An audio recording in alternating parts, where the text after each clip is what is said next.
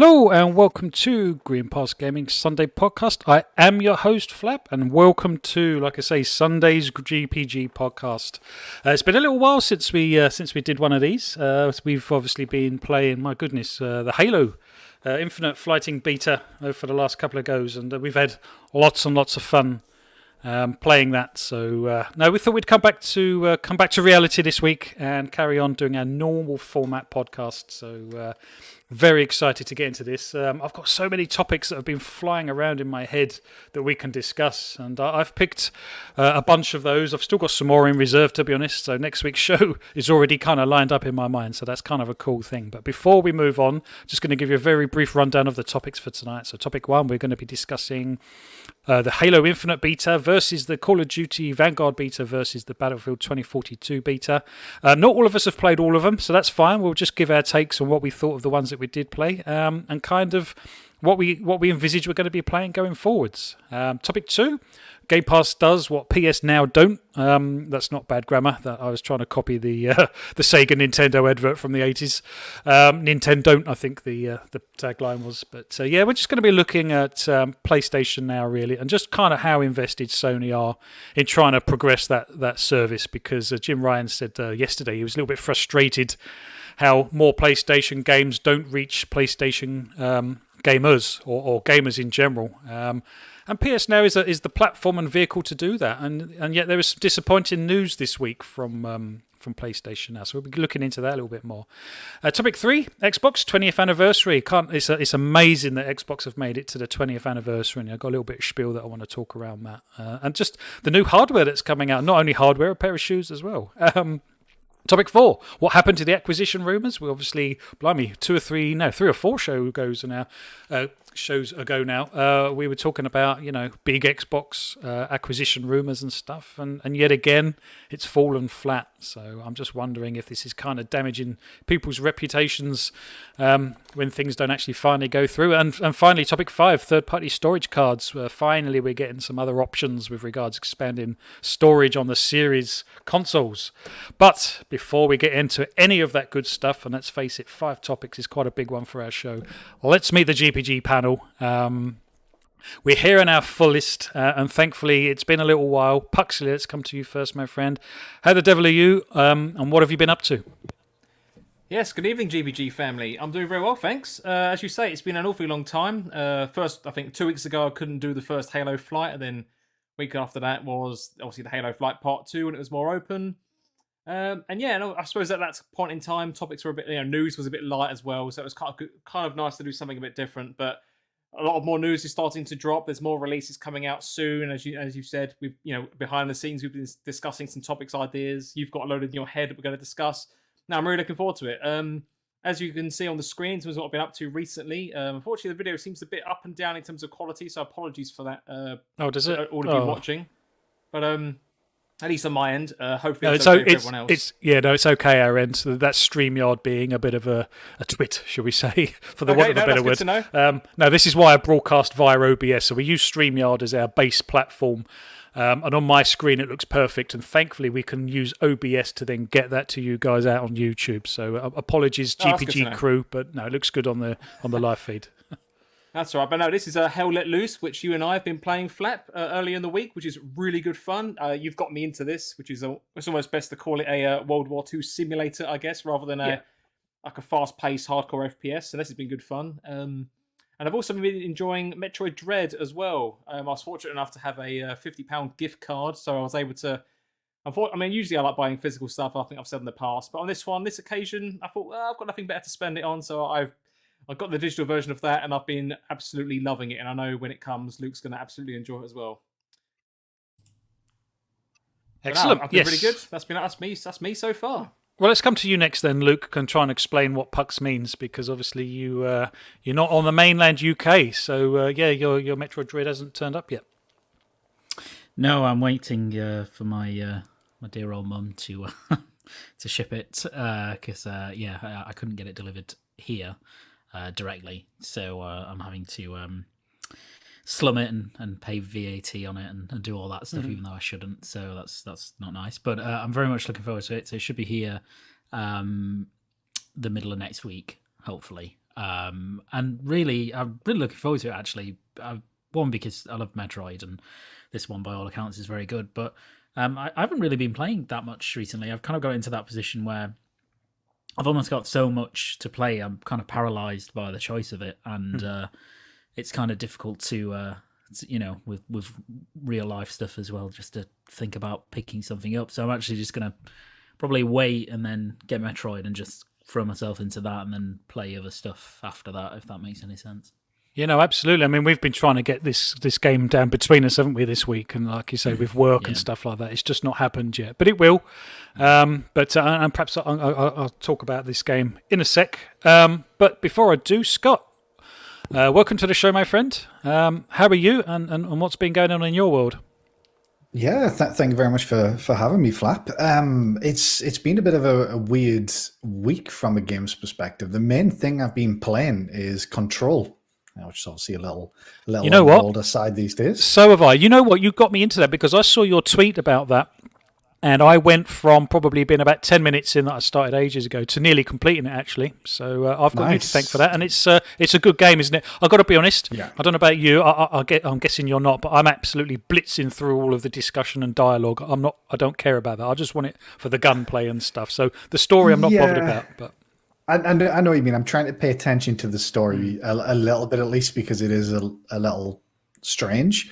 But I'm really enjoying it. I am playing the Xbox One version of the game on Gamepass rather than the next gen version, which is a bit of a shame, really, because it feels a bit weird going back to sort of what feels like a much lower frame rate to what obviously I'm used to on next gen consoles. But if you guys have played it, I think I'm nearing the end. I've just gone through the ashtray maze where you put the headphones on, and it got really bizarre because obviously it's so dark and serious, and all of a sudden there's like rock music playing as you fly through this sort of maze, which was fun. A fair bit to go, actually. I think there's a fair. Oh, really? Really? Okay, yeah. Cool. Yeah. I thought I was fairly close to the end, actually. So that's good to know, actually, because I'm really enjoying it. To be fair, I know I haven't got one of the abilities yet.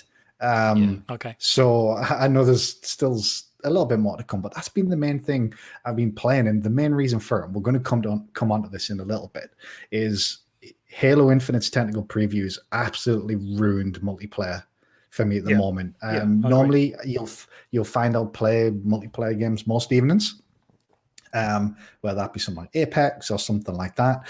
And I've just had no desire to play anything multiplayer since the technical preview ended last weekend, because just nothing feels as good to play. And that's making these next 2 months going to feel like a bloody lifetime, I think. So, but it's given me a good chance to get through some of the single player stuff as well. I did dabble in Scarlet Nexus as well, but just to make a little start on that. So I'm going to focus on Control first. No, all good fun. And I'm playing Control on the PS5, and it's actually part of the PlayStation collection, I believe. For some reason, the next gen, the Ultimate Edition, the next gen version. So I'm playing it in its glorious 60 FPS. And to be honest, I started playing.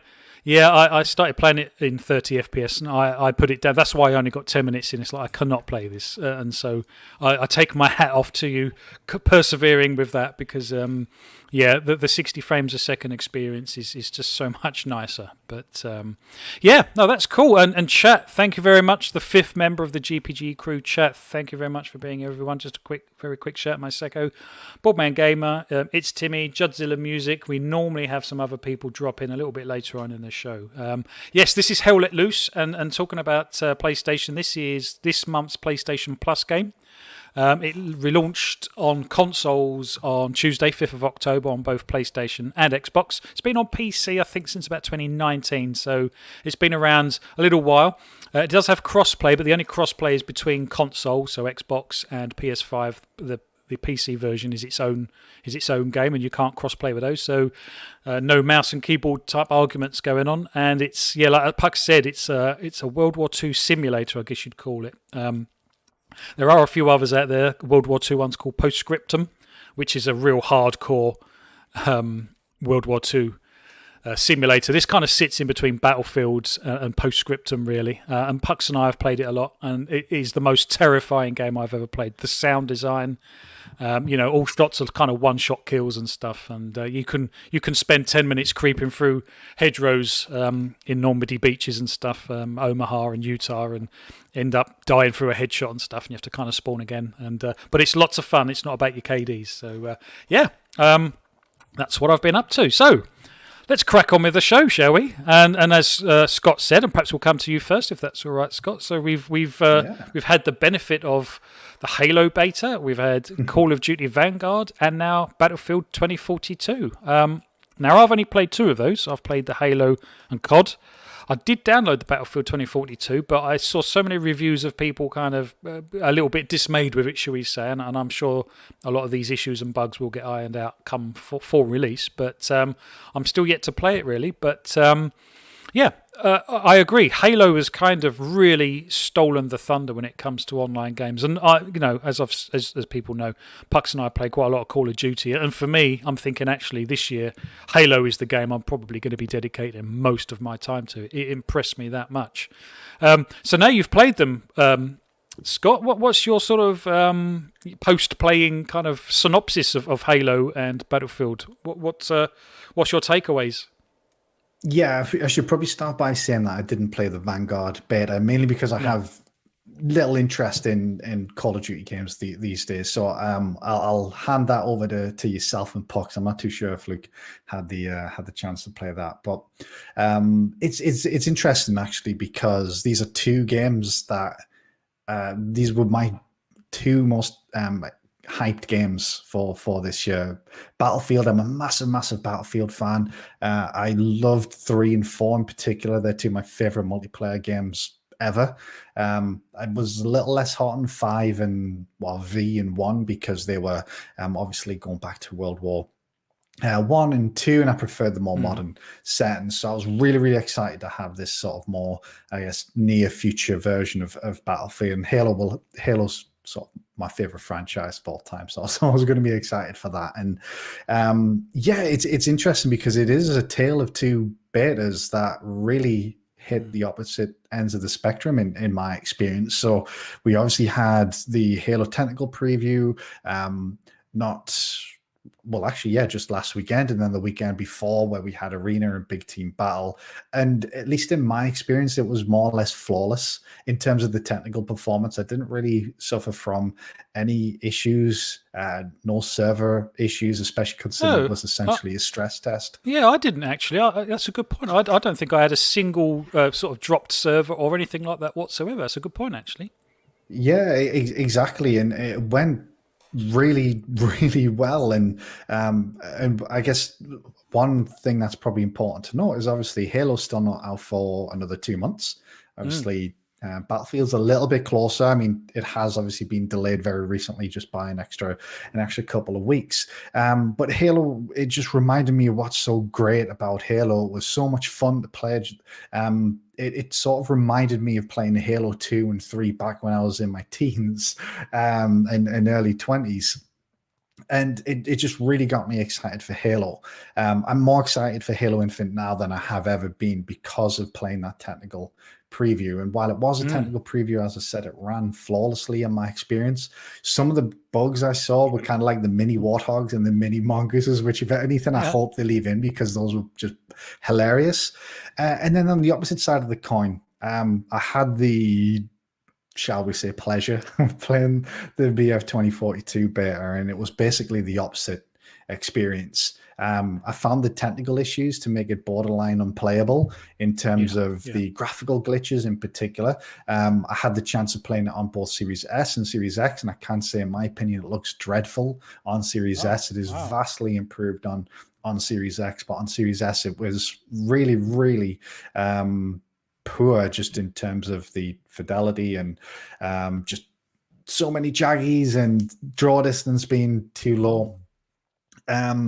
And I think the main issue I have with it, if I can kind of split it into 2 different categories, the technical side of things and then the actual game. So technically, the performance was better in terms of the frame rate than I expected based on some of the stuff I'd heard. It sort of was smooth and solid from a frame rate perspective, at least in my opinion. But the graphical glitches were horrendous. Like, it was really difficult to play the game when you've got the screens flashing with who knows what. Historically, don't Battlefield demos suffer from this? I think wasn't it Battlefield 4? Do you remember the guys that were kind of, they took their necks kind of turned into long worms and stuff? Do you remember? They kind of but if you remember, Battlefield 4's launch flap was pretty bad. If you remember, it was plagued with technical issues and server issues and things like that. But then on the gameplay side of things, it was kind of like the bit of Battlefield I'm not a big fan of, which is like the massive maps, the 128 players. Obviously, Battlefield is known for its larger scale combat compared to, say, Call of Duty, but the 128 players in that map that they chose, I don't think was a particularly good showcase of what Battlefield has been to me in the past. I think me and Luke actually had a discussion on this on Discord, where we kind of had different experiences. Where my first game, I found myself basically just in no man's land for the vast majority of the game, with very little action going on. I'm not somebody who likes using vehicles too much. I like, using guns. So I found myself just, in dead zones all over the map and not a lot going on. And then I think Luke came into it with maybe sort of the opposite experience. And I think the problem is Conquest is not my favorite game mode. I prefer the smaller player count over the bigger player count, and I prefer the smaller maps over the bigger maps. And this was Conquest, 120 players with a bloody massive map. So from a game perspective, it wasn't, I guess, tailored towards my tastes of Battlefield, which obviously, I can't expect everything. But if you look at Halo and look at Battlefield, I'm more excited than ever for Halo Infinite. And I'm actually kind of a little bit cautious, and I'm considering whether actually I'm going to want to spend the 60 quid on Battlefield now, especially with the delay, and there's a much smaller gap between Battlefield and Halo now. And then actually something I was reading earlier is the Hazard Zone, which seems to be a little bit smaller scale, squad based, might actually be free to play, which was something I read on Tom Henderson's Twitter. So if it is a case of where Hazard Zone is a smaller scale thing and it is free to play, then I might actually not end up buying Battlefield, because the all-out war mod's maybe just not what I'm looking for. So, but Pucks, you played the Vanguard beta as well, didn't you? Have you played all three, Pucks? I have, yeah. Cool. Oh, so that's interesting. You're probably the only one that has. Yeah. How did you find the Vanguard beta in comparison to the two? Well, I suppose, yeah. So I played Vanguard first on PS4, thanks to the code from BMG. So I got early access to that. Initial thoughts, at least, again, playing on PS4, like the resolution it was quite low and it was quite blurry, I guess. But I originally took that as a, it's old gen hardware running a beta or something that's meant to be pushing the next gen. So I could definitely forgive that. I enjoyed it enough. Like, I definitely liked the World War II setting.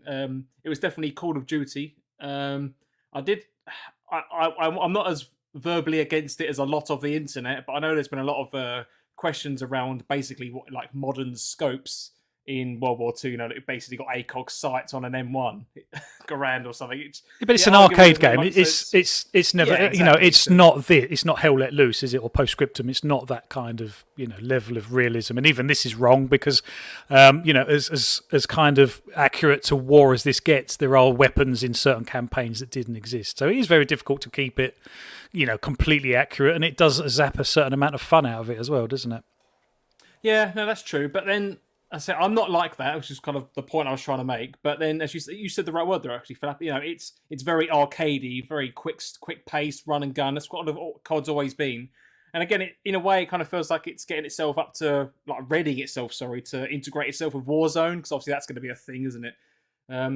But I really enjoyed that, and then I played it again when it became the open beta on Xbox, and again, playing at high resolutions and stuff. That was really good. I didn't have many of the kind of next gen, so to speak, beta issues on COD that I think a lot of people did in terms of graphical issues and glitches and stuff. For the most part, I enjoyed it, and as I was playing it, I was definitely thinking, yeah, actually, I really enjoyed this. It's a standard COD that I know and remember from playing the Modern Warfare and all that kind of stuff, which was good. But then I did, after a bit of a break period, kind of thinking back to it, and I did question whether or not, is this something I'd actually pay for at launch, or am I happy to wait for this? Which then brings me on to the Halo stuff, where I hadn't touched Halo for an awfully long time, apart from when we did the podcast competition a couple of months ago now. But I came away from that thinking, holy cow, I think this is definitely going to be the game I'm investing time in. As you said earlier, I think Flap as well, that and especially after coming with Battlefield, which I'll come to in a minute, but Halo felt super polished. Like graphically, it was good. I mean, I know it's not just about graphics, but considering that all of these publishers at these big AAA studios are pushing that these games are going to be the benchmark for visuals in this current gen kind of thing. So I'm kind of coming at it from that angle as well, from a pure consumer point of view. And Halo visually blew me away, and the gunplay and the sound effects and everything else is from all the different battle modes or game modes that we played as part of the Halo flight test was phenomenal. Like, I think Flap, you and I had a conversation afterwards. I can't remember if Scott and Luke were there as well, but we all, like, not in a bad way, Scott, but we kind of said that it felt COD-like in a way, such as being able to zoom in a bit more of the weapons, just how they sounded, how they felt, like things like reload speed, just everything about it just felt good for me. It just felt like fun to play, great to get into, visually looked appealing, no real issues. It was great that we did the whole, the big podcast community game night, because it was almost like an experience as to what it could be like when the real thing comes out later this year, and I really enjoyed that. But then similar to the internet and yourself, Scott, actually, then I played Battlefield 2042 beta. I was really looking forward to it, because I've been playing a lot of Battlefield 5 over the last couple of months. Really enjoying it in just my spare time or lunch breaks and stuff. And, graphically, it's really good. The gunplay in it is really fun. It can take a bit to get used to if you're used to those more small-scale, fast-paced Call of Duty titles.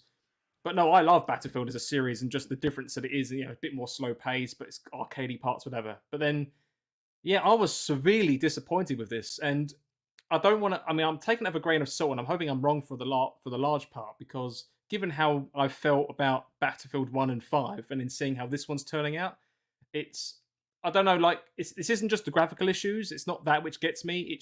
I don't know if it's the points you said, Scott, but something just felt like it was missing. Like, part of the Battlefield formula just didn't feel like it was there, and I couldn't quite put my finger on it. I mean, the one thing I did like, though, coming to Battlefield, was the fact that you could change attachments and equipment on the fly. I thought that was a really good touch. Whereas also on the older ones, you had to kill yourself, re-customize your class real quick, and then deploy back in with a different loadout. So it was quite cool to know that something's a bit more long-paced. I can just quickly put on a bigger scope, or I can take it off at close range, and you can change your bullets and mags or whatever else.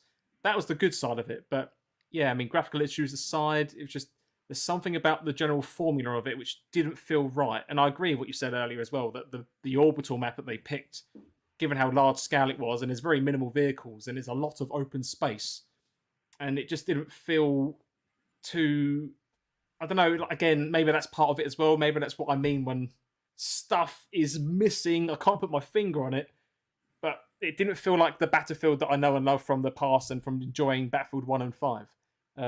But Halo has definitely ticked all those boxes. And I mean, originally I considered buying Battlefield at launch. That is definitely not the case now. And I suppose that's a question to maybe you guys as well. And, should these betas have that effect on us, because they are just technical previews and tests and stuff. And is it right for us as gamers to judge it this early on and for it to affect our buying habits, I guess? But then again, when you look at things like Halo, when you look how polished that is already, and that's still got 2 months to go, and then you compare, Battlefield's only got 3 weeks to go, or maybe 4. Well, there are rumors that there were rumors before the beta that it was potentially going to get delayed, and I don't know if the beta has actually sort of solidified that in some regard. But and the other part, it did already get delayed to November, so it's five weeks away now. It was originally October, so it did get like a 3-week delay. Obviously, not too long ago. And I suppose the other little thing I had with I suppose just the general opinions of the internet when people say, oh, but it's, the Battlefield was actually like a 4-month-old build or something, which I find hard to believe, only because if you're advertising and tooting that this is going to be the beta you want to be a part of to help us just before launch, I would expect, as a gamer at least, and even from just knowing a bit about the industry in general, I mean, just from public knowledge, I guess, but if you're this close to launch, you should have something which is mostly ready. You get what I mean? Like if you're trying to show it off as a technical beta and you know people are going to judge you on this, you want it to visually look good as well, or to tick those boxes which most people expect. At least in my view.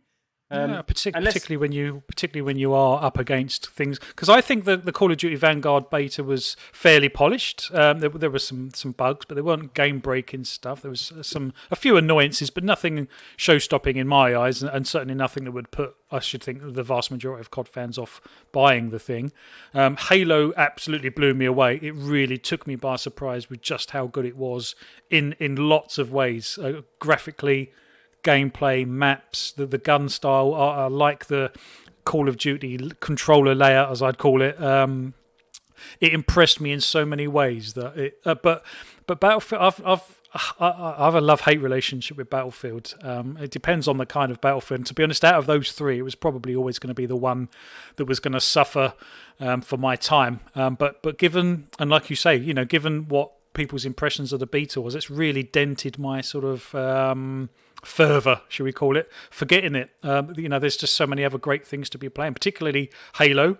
Probably something like this. I think this has probably got longevity. Hell let loose. Call of Duty, I tend to burn myself out of. I mean, for me personally, the Call of Duty Vanguard beta was just more of the same, which I get why people. Well, yeah, I get why people kind of don't like Call of Duty and things like FIFA, because every year it's just more of the same. But if you like that formula, then more of the same's kind of cool. You get different weapons, you get different maps, and that's fine. And different strokes for different folks. If you're happy to spend £70 for more of the same, then fair enough. I don't know about you, Flap, but has playing the Halo Flight and having played the COD beta for you, has that changed your opinions on, are you buying Vanguard at launch still? Like, are you going to still play it for the single player? Or, again, because it's all the same and you've got this Halo's blown us all away by an absolute margin.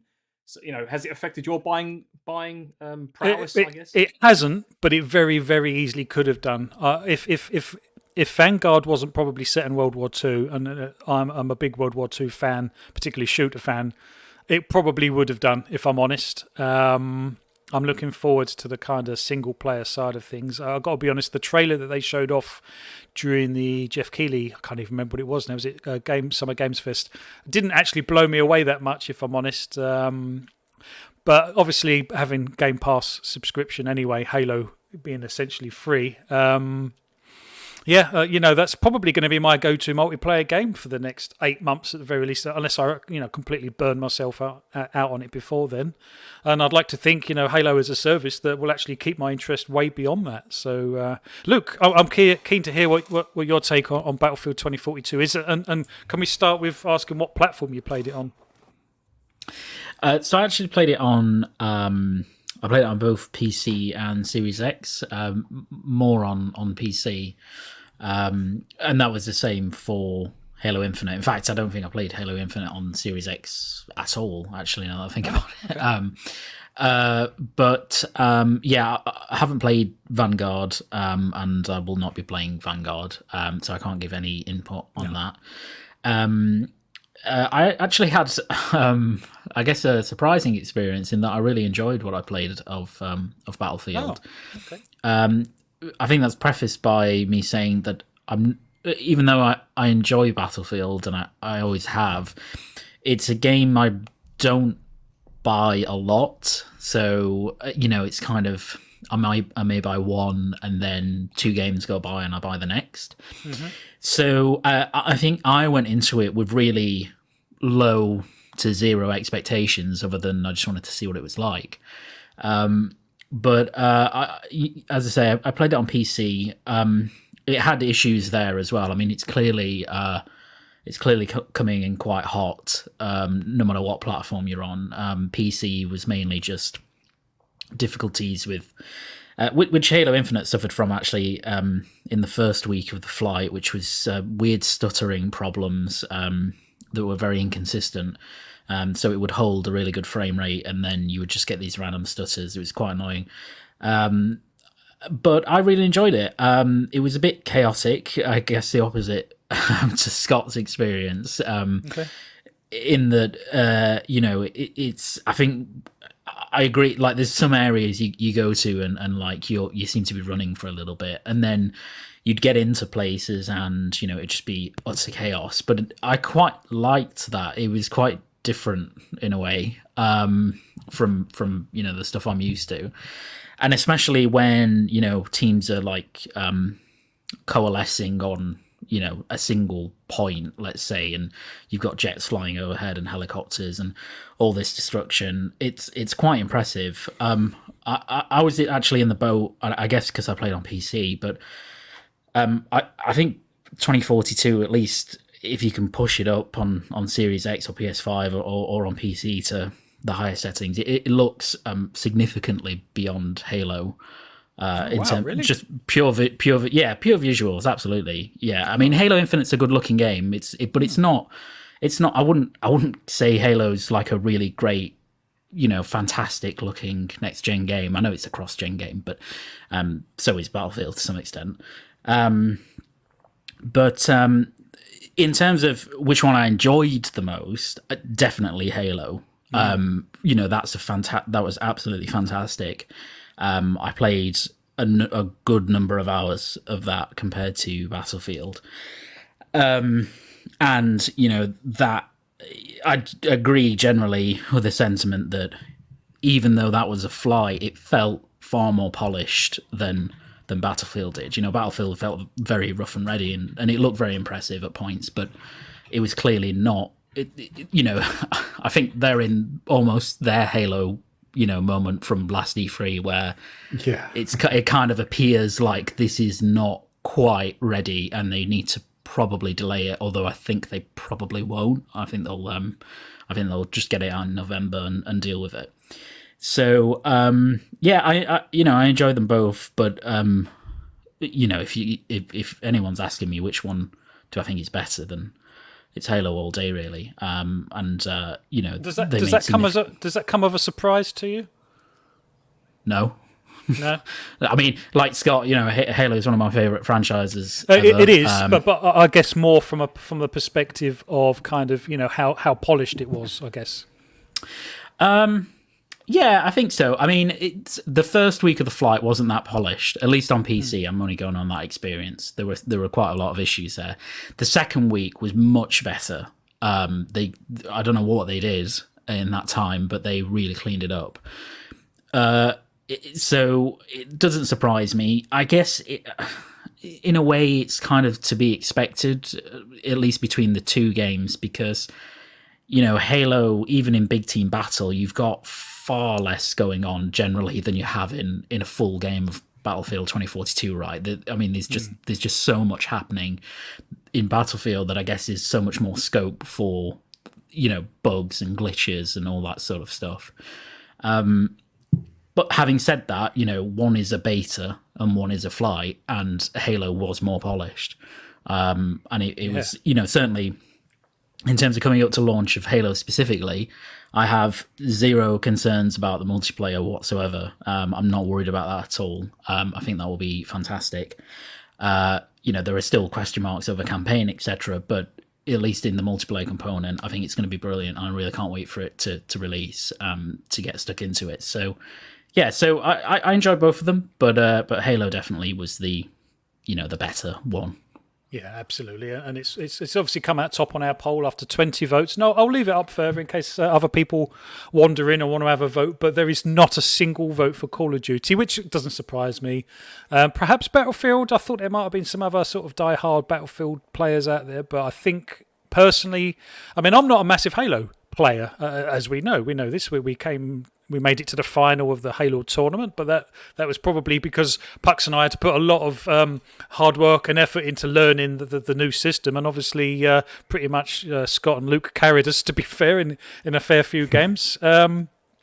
So, I wouldn't necessarily say that I am inherently a massive Halo fan, particularly multiplayer, but this outing of it really impressed me, and I mean really impressed me. It's like, right, okay, I can see people that are in my shoes, as in not necessarily massive Halo fans, absolutely loving this game. And that's so nice to think, because obviously Halo's had a bit of a, it's had a bit of an up and down in its kind of development cycle, and it was obviously supposed to launch with the Series X, and I'm sure we all saw out on our Series X and S boxes the Master Chief, his image on the box that didn't come with the game that was supposed to. So yeah, it was a brave decision for Microsoft to roll it back, but it was absolutely the right decision. And even up to a few weeks ago, we were talking about perhaps it getting delayed even further, and how Microsoft might be sort of strong-arming the devs into making sure that it releases on December the 8th and stuff. But from what I saw, multiplayer, really, really impressed, and I'm so pleased that it's in that kind of state. And I'm just looking forward to more maps and stuff, really. I enjoyed it so much. I'm really grateful for the chat that joined us on last week's show for the Big Team Battle. We had an absolute blast. It was fantastic playing with some of our community. And obviously the week before that, we were playing in the arenas and stuff, and such a blast. And going forwards, it'd be great to do another show like that again, where we kind of try and do the podcast while playing, I guess. But fantastic. Well, thank you very much. We've got 5 topics tonight, so we need to kind of try and burn through them if we can, and that's kind of the first one. Chat, thank you very much. We've got a couple of new faces in the chat. Thank you very much for being here, everyone. Wandering Dutch and Pat are in the chat as well. Thank you for being here, guys. Check out their podcast if you haven't already. I can't believe anyone that listens to this show is not aware of Dutch's work. I'm pretty damn sure everyone is, but just in case, stick them a like and subscribe, and go and check out Wandering Dutch on YouTube. Fantastic. Okay, let's crack on with topic 2. Go on. Are we cracking on? I've got some comments I can read out if you want. Actually, yeah, that's a good chat. Actually, I missed the comments. Yeah, let's go through. Let's handpick a few of those pucks. Handpick. Okay. Let's start from down here. So, Wandering Dutch, Halo definitely has the best start to the bunch based on all of the modes and betas we've played in all of them. Miles ahead of the others in terms of polish and fun factor. Yeah, absolutely. Bullman Gamer, I'd love if Halo in Big Team Battle also had NPC Marines spawning in for both teams like Titanfall does. Okay. Pyro says, I haven't played a COD outside of Black Ops 2. Battlefield 2042, I'm still unsure if I would play it before it joins the A play, so my vote was biased, but chosen for me, so that's for the vote. No, that's fine. BMG again has said, I won't buy a Battlefield. I'll wait until it drops on Game Pass on the A play. Pyro again actually says, I don't like COD or most Battlefield titles because I don't like the idea of glorifying real lives spent in war. Unrealistic / futuristic shooters are my kind of FPS. And lastly, Pat has also said, back in the days, I've always loved Battlefield, never played Halo, but now the tables have turned on me. Yeah, I absolutely agree. And like I say, I think Halo's caught a lot of people out. So we're at 22 votes and 100% Halo is at the top of the shop. So it's great to see. Invader Gaming Stubbs, thank you for being here, my friends. Great to have you in the chat. So let's move on with topic 2. And the heading of the topic is Game Pass does what PS Now don't. Referring back to the Sega does what Nintendo don't back in the 80s, I guess that was, or 90s perhaps, as an advert. And so, yeah, Jim Ryan came out yesterday saying he's a little bit frustrated that PlayStation games aren't reaching more gamers. And it seems to me that, to be honest, in lots of regards, Sony and PlayStation were actually ahead of the curve when it comes to things like game streaming with PS Now and stuff like that. So I'm a little bit unsure as to why they're not pushing it harder, particularly now Game Pass is kind of taken off like it has. Sorry, my video keeps freezing. I will fix that in a second. And it's just a little bit strange that PlayStation kind of find themselves in this point where they were in the lead and now they seem to be a little bit behind. And I know lots of people saying, well, PlayStation don't necessarily need the sort of PlayStation Now subs kind of perhaps like Game Pass does. But I think perhaps now is the time where PlayStation and Sony are starting to look at Microsoft and think, actually, yep, Game Pass is possibly something we can't ignore going forwards, and perhaps things do have to change. And I'll come to you first, if that's okay, Luke. Do you think PlayStation are quite serious about PS Now? Because, it was announced this week, I believe, that The Last of Us Part 2 is coming to PlayStation Now, but it will only be there until the 3rd of January, which seems crazy because, obviously, if they're trying to entice players into the subscription service, then having these fantastic Sony PlayStation games on the service would be one thing that does that. Why do you think they've time limited this? I don't know, actually. I'm not sure why they've done it for The Last of Us Part 2. You would think that that's probably coming up to the point where it, at least on PlayStation platforms, it's the sales are going to slow down considerably because the kind of critical mass of people who wanted to buy it have done. they've done this before, and they do this with certain games where they stick them on PS Now for a couple of months, for a limited time, seemingly to drive subscribers up for a period, and then hopefully to them keep them locked in. Clearly, that doesn't work in the same way because they don't have anywhere near the subscribers as Game Pass. But I think for a long time they haven't really been chasing that. I think they've just seen PS Now as a way to experiment with all this stuff and to see if it's something that's more viable going forward for them in terms of their as an alternative to how they currently do things. I think Jim Ryan's comments were interesting. I think he's clearly looking at ways and means to expand the audience to PlayStation, and I think you've seen that since he's taken over. More games going to PC, not day and date, but coming there at some point. More stuff going into PS Now that's first party again, albeit for limited times. And it's interesting, I don't think there's no one size fits all for all this, right? There's no method of reaching an audience that's right for every company, and they're all driven by people with different ideologies in that respect. So, and that goes for Nintendo as well, obviously, who kind of just sit on the periphery and are very much the most traditional console manufacturer, game developer and / publisher. Sony kind of sticks somewhere in the middle at the moment with that kind of more traditional approach, but they're testing, they have been testing the waters for a while. And Microsoft, no real shock out of necessity a few years ago, really took a bit of a leap of faith, to change their business model, but it's worked out really well for them. And yeah, I don't think Sony, I don't think Jim Ryan, clearly by his words, he's not ignorant to the fact that Game Pass is a success. And, he's not ignorant to the fact that if you can reach more people, invariably, it should mean more money for PlayStation. So yeah. But the thing that confuses me is they not only have the platform, they've had the platform longer than Microsoft, because like I say, PlayStation now has been around longer than Game Pass, I believe, and they've also done the game streaming and stuff, and it's a subscription service where all of the time you're subscribing to them, you can play those certain games and stuff.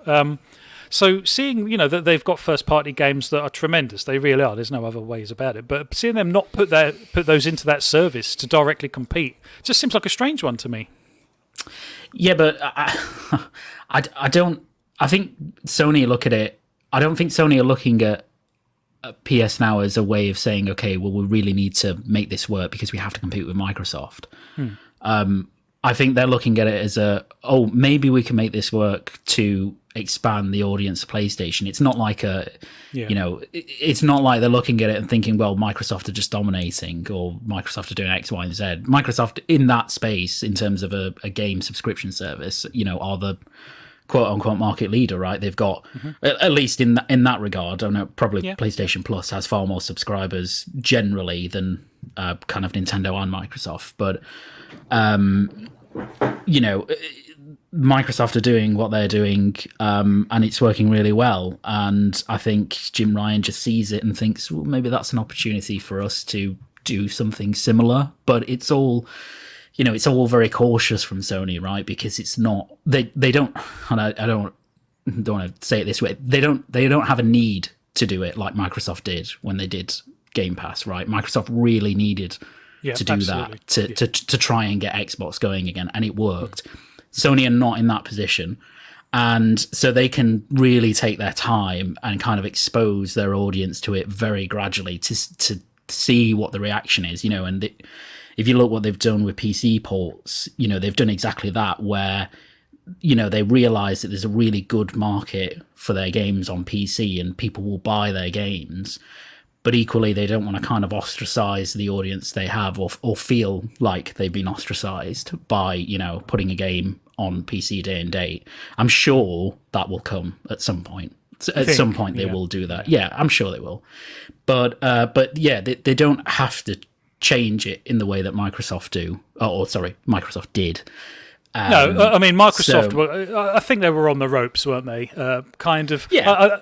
And they had to do something, and they absolutely did, and it is absolutely working. It would seem, if the latest rumours to believe 30 million, I can't believe it's far off of that. If it's not that. But like you say, I fully appreciate PlayStation weren't in that situation. I guess just one thing that I'm thinking though is that if Microsoft gets such a lead in this kind of arena that PlayStation could struggle to catch up at some point if that's the case. So I'm thinking they're going to need to jump or make a move before Microsoft have too much of a lead in this particular field potentially. But I don't think it's a competition in that space. I think there's plenty of I think first of all, if you look at any streaming, let's say just streaming services, right? In general,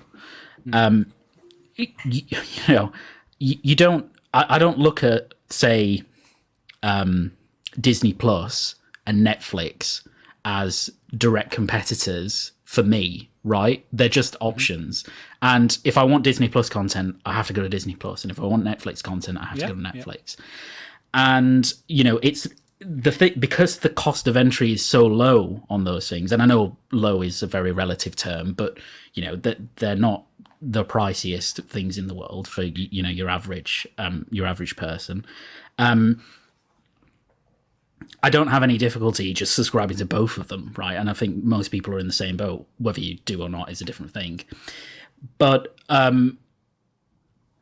think the same applies, or the same would apply to if Sony decided one day to go whole hog, they won't see it as, we need to catch up to Microsoft in subscribers. Disney Plus didn't come into the market and go, we need to catch up to Netflix in subscribers. But look how much that service took off straight away, because people were really eager to get that content. And it would be the same for PlayStation, right? If someone, if tomorrow they said day and date, all PlayStation first party is going to come to that service, there would be an enormous amount of subscribers day one, if you just knew that Spider-Man 2 and, next God of War and all of that stuff is coming, right? It would just make sense. So I don't see them as looking at it and going, well, Microsoft are just getting so far ahead, we really need to compete, because they're not competing on the same basis. The market isn't a streaming service, nor is the market a traditional sell our games. It's a hybrid of the two. It's very much in transition between states. It's very fluid all the time. As going back to the point, there's no one way to do this, right? I think Microsoft have done a fantastic thing. It's benefited pretty much everyone involved. But I think until Sony, if it ever gets, and I don't think it will, but if it ever got to the point where it just wasn't working for Sony, then clearly they'd probably just pivot to that thing, right? And they just do the same. But I think it's going to take a lot longer for them to start doing more of the kind of day and date stuff in a subscription service than Microsoft.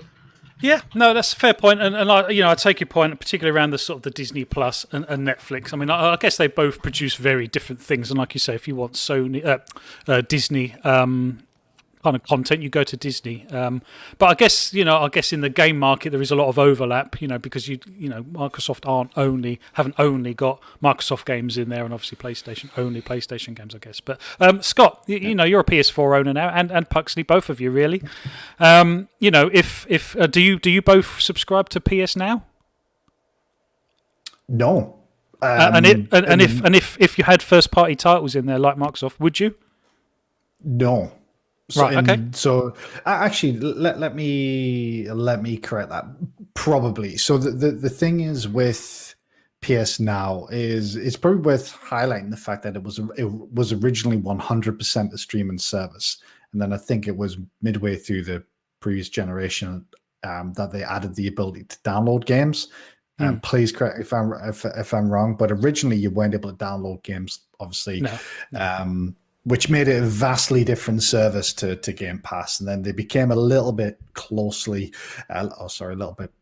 together in terms of the functionality when PlayStation sort of gave the users the ability to download it. Now, the issue that I've got with PS Now, and The Last of Us isn't necessarily a good example at the moment, but purely from a games perspective, they don't support PS5 games. So if they were to add, say, I'm trying to think of a PlayStation 5, let's say Demon Souls, for example, to the service, as a PlayStation 4 owner, I wouldn't be able to play that game at this moment in time because they don't offer the streaming of PlayStation 5 games. Obviously, with Xbox, you're streaming from Series X hardware now, so they've not made that hardware jump in the same way that Xbox have. Now, if they have the ability to download first-party games day and date, then yeah, I would subscribe to it.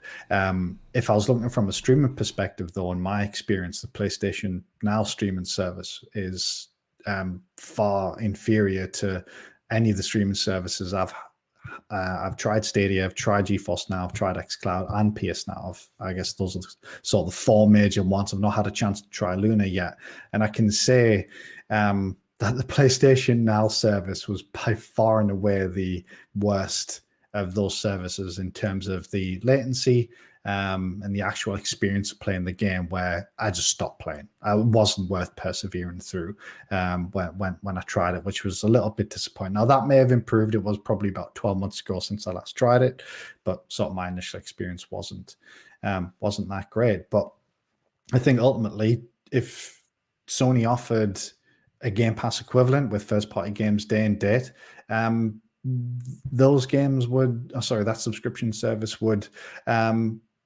have millions, tens of millions of subscribers basically day one, especially when you consider the vast install base of PlayStation 4 and PlayStation 5 owners.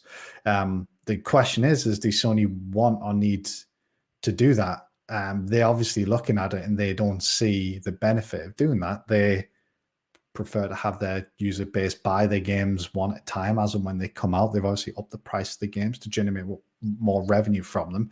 And I suspect they're looking at the figures and they're maybe thinking, well, this isn't going to earn us more money, so we aren't going to do it. It's purely a financial decision, I suspect, from that perspective. And I know Jim Ryan says he wants more users to obviously play these PlayStation games. I'm sure he does, but ultimately what he's saying is he wants more money from people buying these games as much as anything. So I imagine if one day they look at the figures and they see a world where offering these games day and day on a subscription service will mean ultimately more revenue for the brand, then that will be the day that they make the decision to offer those games day and date.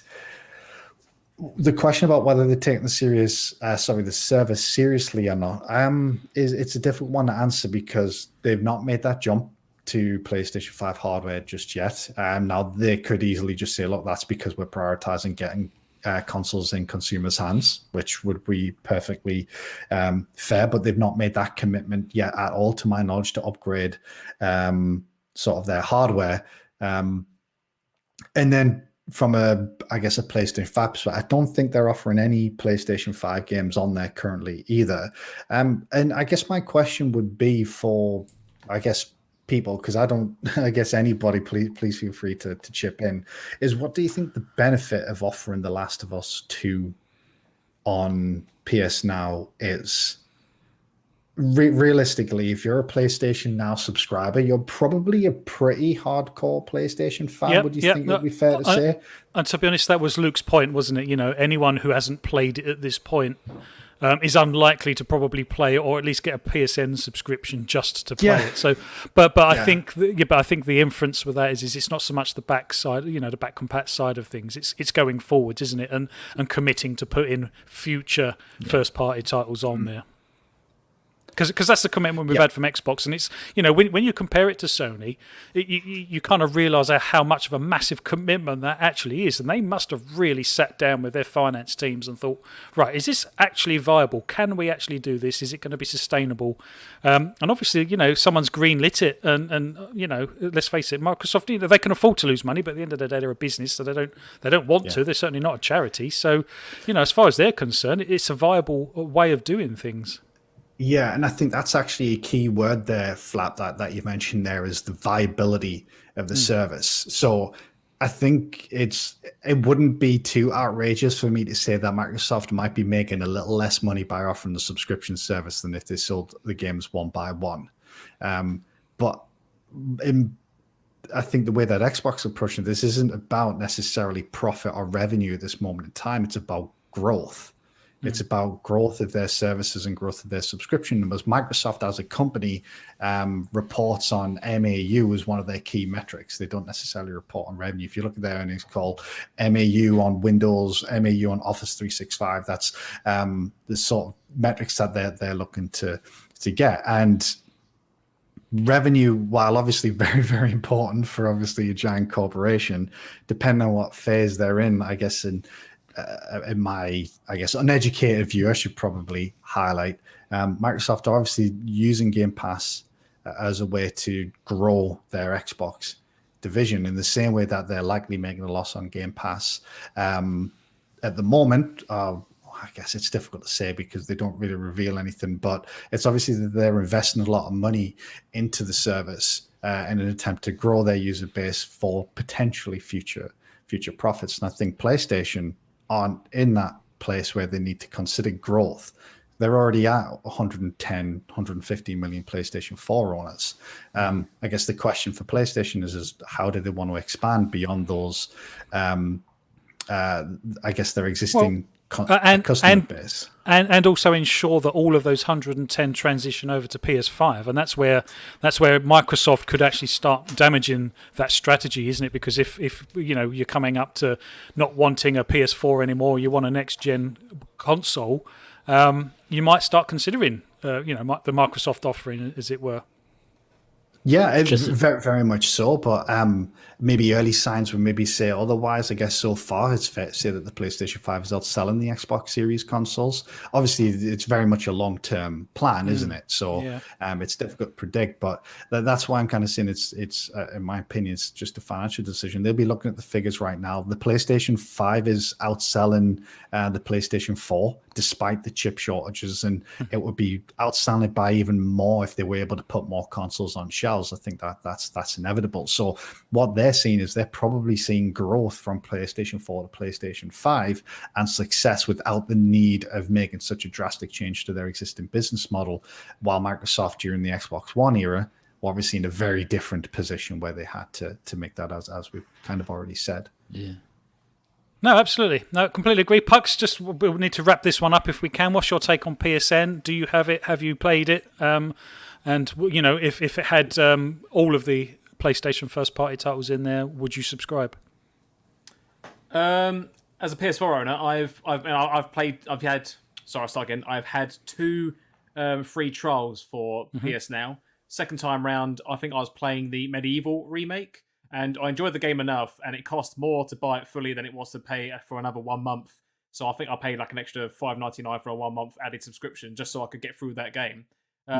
Outside of that, I think it's been said quite a few times already, but there's not many games currently on the service which will rope me in. I mean, games like The Last of Us Part 2 would definitely be a contender for me to consider temporarily subscribing to it. But then, if it's going to take me maybe a couple of months in my spare time to go through and finish the game completely, is that going to cost more or the same than just buying the game outright? I might as well do that. So I suppose to answer your question very quickly, yes, I've tried it. I've paid for it very momentarily for one title just to finish it. And as it is right now, I would not consider paying for it.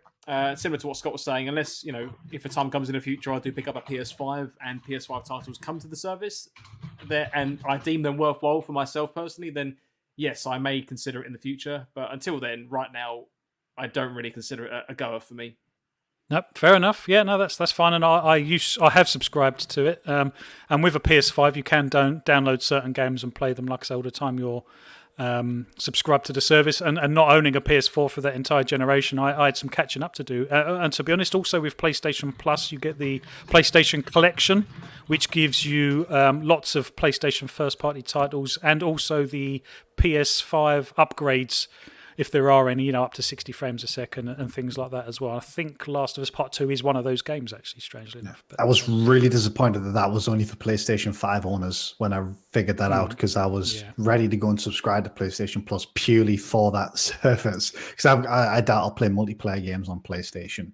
And then I was like, oh, nope, that's for PS5 users only. So that was a bit of a shame.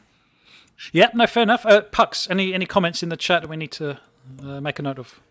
Oh, there's been quite a lot of to and fro in the live chat, so I've not been able to catch too much. But I think the only one I've got to read out, which is stand out from BMG earlier at the beginning of the topic, who says, "When you're at the top of the mountain, why change till you really have to?" And Sony fan base are buying the games regardless, even though they charge more. Yep. It's one of the standout comments I have.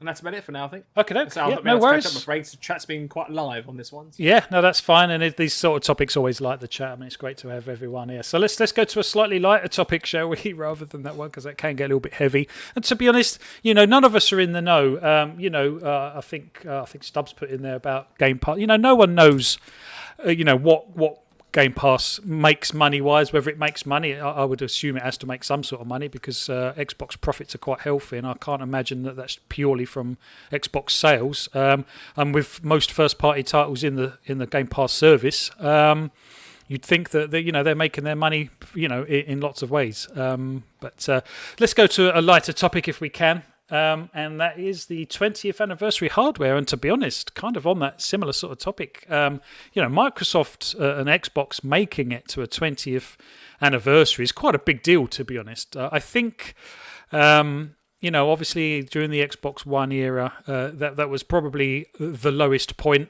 for the Xbox brand, as it were. And to come through that and commit and to make it through to this point is quite phenomenal, to be honest. And I'm really pleased that Microsoft have shown that commitment to their own brand, which, as Xbox gamers, is actually, great to see, and we hope and want bigger and better things going forwards and stuff. So, and there's also a little quirk with the controller, and perhaps we'll come to you, Luke, if that's fine, because I know you like buying your hardware accessories and bits and bobs. Was you tempted by any of the new 20th anniversary hardware, as in the wired headset or the controller? Because the controller actually comes with a downloadable dynamic background for your Series X or S, doesn't it?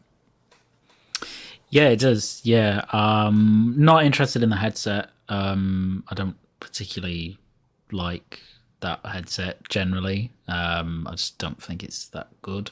As in, not the 20th anniversary edition. Yeah, just in general. Just in general.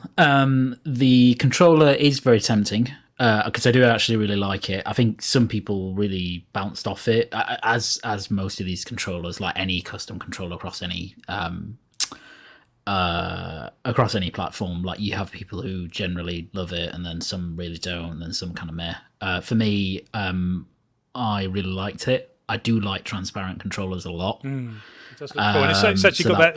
It's got the green motif under the D-pad as well, isn't it? Which I quite like. Yeah, it's quite cool. Yeah, yeah. So that was cool. I don't think I'll pick it up unless I get like the super urge to, which can sometimes happen. I was going to say you're going to crumble, Luke. I was very close to getting an OLED Switch the other day, and I was like, no, come on, don't be an idiot. The hoops that you've gone through for Dread, mate, I think this controller might sway you when it's a little bit more. It's very possible.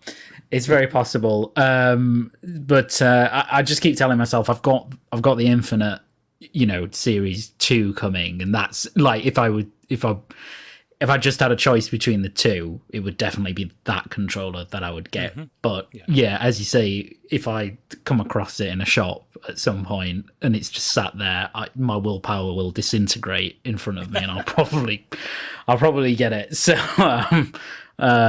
so because I do quite like the kind of the custom Xbox controllers. I think they do a really good job on those. Yeah, they're pretty cool. Yeah, so they're very good. So we'll see. But at the moment, I'm steadfast that I won't get it. But it's probably a lie. So we'll see what happens. Indy's just putting his gutted that he missed out on the pre-order for the control. He was literally just about to order it. Apparently, so it was already sold out. BMG, I personally think see-through controllers or any hardware looks awful. But did you order the Halo version of the Series 2 Elite controller? Yeah, I did. So you've got that coming at the very least. So that was a no. Like, for me, that was a no-brainer, because it's just the Elite controller's great anyway, and then you slap a Halo sticker on it, and I'm just it's like I'm a Nintendo fan, just for Halo stuff. I'm just like, oh well, I've got to get that now, especially that gold D-pad. I just love it. So, fair enough. Yeah, brilliant. Yeah, no, that's fine. Well, at least you're honest with yourself, so that's fine. Scott, was you tempted by either of those accessories or the Adidas trainers? Maybe not the trainers personally. I'll be more interested in the fridge if that becomes part of this anniversary thing at some point. The controller, though, I think the controller is really, really smart. I've seen BMG's comments about not really liking see-through hardware, and BMG, I think you're absolutely mad, mate. I think see-through stuff is amazing. Like the original, if you remember the green and silver transparent original Xbox hardware, I thought they were great. I think anything that's transparent that lets you see the inside is cool. And I love how this controller just really sort of, it's just little things like, I know you mentioned the D-pad, but just like the Xbox button, the guide button in the middle, just how it's black with the green X is really cool. So I would 100% have picked up that controller. But because I've got the Halo Elite controller already pre-ordered, I don't fancy spending the best part of 250 quid on Xbox controllers this year. So I'm just gonna settle for the one. And hopefully, these things won't be too limited. And maybe if my current controller breaks or something, I need to spare, that'll be one I'll be able to pick up. Yeah, no, fair enough. I got to be honest, I was really tempted to pick that up because I absolutely adore the Series X controller. It's probably the best basic standard controller that I've ever used, in all honesty, and that's coming from the absolutely loving the DualSense, to be honest. But I just think the Series X controller is such a nice controller. Pucks, was you tempted by any of that? Yeah, I was by the controller, just like everybody else. Yeah. But it's one of those things I thought, well, it looks not... One thing I did like, actually, before I go on, was the green lights on the Xbox button, actually, to kind of, I don't know, just the OG green look. I thought that was really good. But as Scott was saying, I'm a big fan of the transparency look. And I suppose, from what I've seen in the images, it's not like complete transparency, is it? It's almost like half transparency, that you can't see that the PCB or anything like that. You know what? What you get is you get first-party transparency, and then you get third-party transparency. And I've got to be honest, all the third-party transparency stuff that you get is absolutely shit. But first-party stuff can look really cool because they do it in kind of a classy way sometimes. Do you know what I mean? It's not absolutely transparent, but it's a bit transparent, if that makes sense. Yeah, I mean, it reminds me, it looks very similar to me in terms of the general look because I've got the Super Smash Bros. Switch Pro controller, and that's kind of got that transparency, kind of half transparency look to it as well. And I think it looks really nice and clean. And this one looks very similar to that, which I really like. But yeah, it's one of those things, I'm denied, didn't make the pre-orders in time. I thought, well, do I really need a second controller? I mean, I know the wife and I sometimes could play, but for the most part, she's not that interested. So I thought, I'll just stick with the standard one for now. It's fine. I'll maybe pick one up on eBay in the next 10 years. yeah, 3 times the price. Yeah, exactly. It does actually look like it might be still available for pre-order on Amazon. I guess mainly for indie. Doing to me, Scott. Yeah, I'm sorry, man. Well, they go indie. If you really want one indie, there you go. Yeah, I think it is anywhere. It is giving me the option to pre-order at the moment. So, Luke, maybe bookmark that in indie. How much is that? How much is that coming in for? 60. 60. So, yeah, it's a bit on the pricey side, isn't it? So well, that's the going rate. What do we think of it actually coming with a dynamic background? And I appreciate no one is buying this controller because of the dynamic background, but is that kind of a cool thing that they can actually kind of put some sort of bespoke aspects or outside the norms with some of these accessories? Is that kind of cool? Do you think they're going to expand that going forwards? I quite like it. I think it was, it's a bit similar. I mean, not quite the same, but how the series consoles, they have a different boot up, right, compared to the older, to last gen. Even though the OS is all the same, but it just feels like you're a bit more privileged to own one of them. And I think it's the same with the same concept with the controller, where it's just the same controller as others, except one, it has it looks different, but two, you get this kind of theme with it to make it feel very special that you've just spent 60 quid on a controller, which is cool. Now they need to take that idea and apply it to the Infinite Series 2 controller if they can, to make me feel more special about dropping a Three times ridiculous as amount of much. money. Yeah. Yeah. It needs to come with an OS itself to justify that. But. I think the cool thing about the controller, though, I think, because you're right, Luke, because even the One X had a new boot screen compared to the One, and then obviously the Series X has its own. The cool thing about this, though, is you can take your controller to like somebody else's house, and if you connect your controller to their console, then they also get that background, which is a nice little touch as well. Not that I do take controllers around to friends' houses much these days, but you know, if you do, it's pretty nice how you can sort of gift. I've actually modified my Series X controller because I had a Series 1 Elite controller kicking around that wasn't working, so I've actually transplanted the thumbsticks over. So when you take the controller apart, you can pull off the little domes off of the actual controller micro switches, and I've actually stuck on the metal ones that comes with the Series 1 controller, which now means I'll get changeable thumbsticks as well, which is really handy when you're playing FPSs, because you can actually put a taller thumbstick on your right thumb, and you obviously get finer precise control over aiming like that, because obviously it's longer, if that makes sense. But can I just ask? Didn't you just say the controller wasn't working? So does that benefit? No, the Series 1 Elite controller wasn't working, so I took the thumbsticks from it and put it in the Series X controller. I misheard it, sorry. Yeah, that's all right. So I've got interchangeable thumbsticks now, which is quite cool, really. And like I say, for games like this, I can stick on the long thumbstick on the right and actually get finer, sort of granular control over my aim and stuff. So that's kind of cool. So if anyone's got a Series 1 laying around that's not working, then you can modify I suspect many people have non-working Series 1 controllers lying around. Even that ones without any fucking rubber grips. It's one of the two. Either works and it has a rubber grip, or it doesn't and it has rubber grips. My rubber grips were coming unstuck and flapping around everywhere. So the Series 2 came along just in time. So I might post a picture on Twitter, really. I might even do a how-to video. It's quite easy to do, really, but you do have to void the warranty, and you do need special screwdrivers, which I already have. But it's kind of cool. Right, thank you very much. That's pretty good. Is there anything to mention in the chat, Pucks?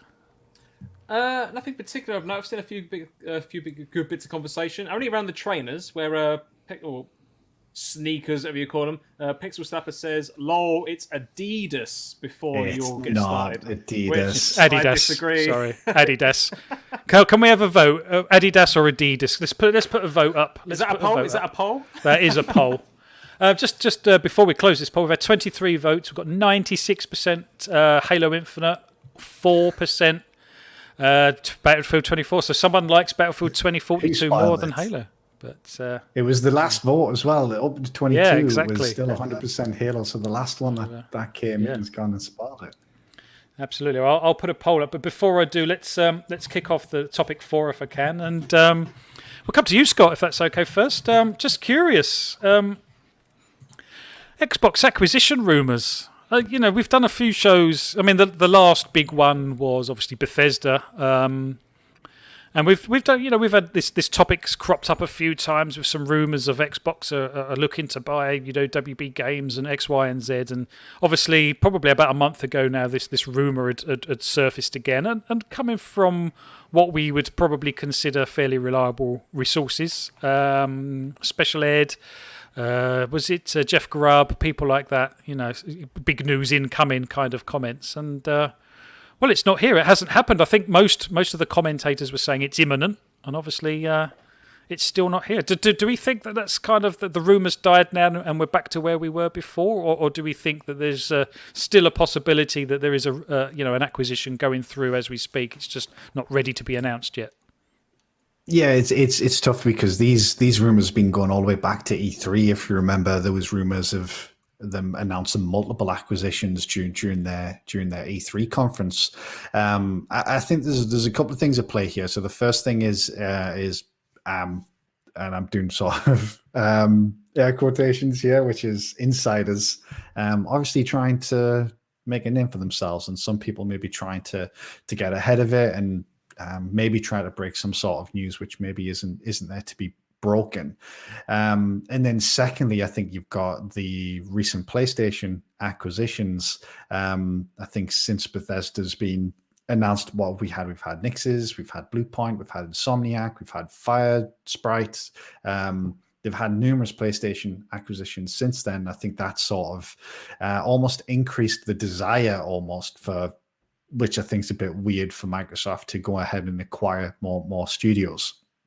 And I think they're no. I've got absolutely no doubt that they're in the position where they're talking with studios at the moment. Of course, they are. I mean, they've openly discussed the fact that they're looking to acquire more studios. I think the position that they're in now, which is very different to the position that they were in before they acquired Bethesda, and even more different to when they announced the acquisitions of the likes of Playground and Ninja Theories and that sort of thing, is they're now in a position where they don't need to acquire, I think, in the same way that they did in the past. Originally they had 5 studios. They managed to increase that significantly, and then they did that again with Bethesda. And I think they're in the position now where they can be a little bit more considered, a little bit more targeted, which I think is how you could maybe describe the PlayStation acquisitions. PlayStation didn't have to go and buy, an entire publisher just to strengthen their first party, because they already had a really strong first party portfolio of studios.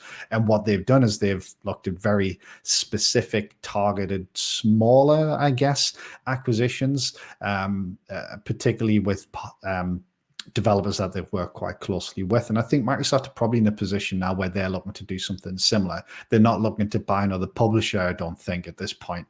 What they may be looking at, and we've discussed this in the past numerous times, which is, they'll look at their first party portfolio. They'll look at maybe areas, particularly genres in their first party portfolio where maybe they don't have the expertise at the moment, or they don't have developers to do certain types of games. We've spoken numerous times about kids games and things like that. And I think they'll maybe be looking to make acquisitions to target specific holes or gaps in their existing first party lineup. So I think it's natural that it slowed down after Bethesda. And we may get another announcement, but the one thing that I always said when we heard about all these rumors most recently is not a single person knew about Bethesda until it was official. There weren't rumors of acquisitions or anything like that. It literally came out of nowhere. And I imagine if or when we hear about any future acquisitions, it'll be something very similar. There'll just be a blog post on a Tuesday or something that goes up at 2 p.m. typically in the UK that announcing the acquisition, because obviously, and Luke might be able to maybe expand on this a bit more, that there'll be certain things in place like NDAs, and obviously people won't be talking about out in the open, and these things are maybe a little less likely to leak than, say, just a game announcement where it'll just come out of nowhere. So these rumors often don't really mean an awful lot to me. I think the one that maybe I agree with a little bit is, I guess this isn't really a rumor, but there's obviously thoughts out there about how the relationships that Microsoft or Xbox seems to be developing with the likes of IO and Avalanche and maybe Crystal Dynamics, or maybe with the view of potential acquisitions in the future. I think that's a fairly fair assessment, particularly with someone like IO or Avalanche. Crystal Dynamics is maybe a little bit more complicated because it's obviously already owned by Square, but maybe in some respects that makes it a little bit easier because Square have been, maybe not too keen on keeping a hold of their Western studios. So I think, we're just going to have to wait and see. And when we hear about it, it'll likely come out of nowhere. No one will predict it, I suspect. But it wouldn't surprise me if there's another one, say, maybe this year. But, these things take time, which I'm sure Luke can maybe attest to as well. And it's like it'll get announced when it's ready and not probably a minute before. Yeah, no, that's a fair point. And to be honest, let's come to you next, Luke, if we can. I'm wondering, Dutch is saying that he's saying that he thinks the deal's still very much alive. It's just not ready to be spoken about yet. But that being the case, how under wraps would Microsoft and the potential acquisition studio stroke publisher actually keep it quiet? Is it in their interests to kind of leak this information early? Is there any kind of legal standing to not leaking it early in case it obviously doesn't go through? I mean, where to start really?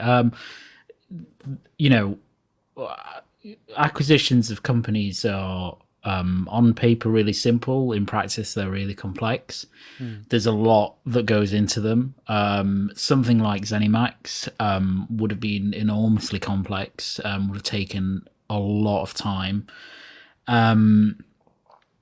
Because you're not just getting, there's not just legal input on, the practicalities of how you get shares from one place to another, but there's all the associated tax and employee, regulatory stuff that comes with that. It's very complicated. It costs an enormous amount of money. How about from a competition rule though? Because obviously when you're in a business or an industry and there are competition rules and laws and stuff, obviously something like this could tip the balance on sort of shareholders even wanting to jump ship from one company to the other and stuff like that. Is there any legal standing to keep this under wraps until kind of the 11th hour, as it were?